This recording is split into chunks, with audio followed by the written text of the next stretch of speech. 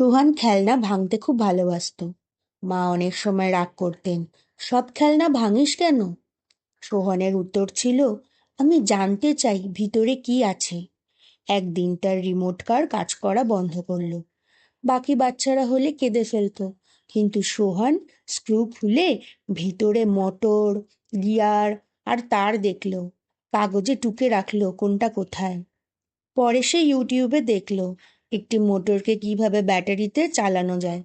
মা দেখে বললেন, তুই তো সত্যিই মেশিনিয়ার হয়েছিস। সোহান তখন চেষ্টা করলো, মোটর লাগালো, চাকা জোড়া দিল আর ব্যাটারি সংযোগ করলো। কিছুক্ষণ পর চাকা ঘুরে উঠল। সোহান নিজের হাতে বানালো একটি ছোট্ট গাড়ি। পরের সপ্তাহে স্কুলে ইনোভেশন ডে। সবাই ছবি চার্ট এনেছিল। সোহান নিয়ে গেল তার গাড়ি। স্যার দেখে বললেন, জানো, শেখার শক্তি থেকেই সৃষ্টি হয়। কালাম স্যার বলেছেন, লার্নিং গিভস ক্রিয়েটিভিটি। আজ তুমি তার প্রমাণ। সোহান হাসল। তার মা গর্বে চুপচাপ তাকিয়ে থাকলো। নীতি শিক্ষা, শেখা মানে শুধু বই নয়, শেখা আমাদের তৈরি করতে, ভাবতে ও উদ্ভাবন করতে শেখায়।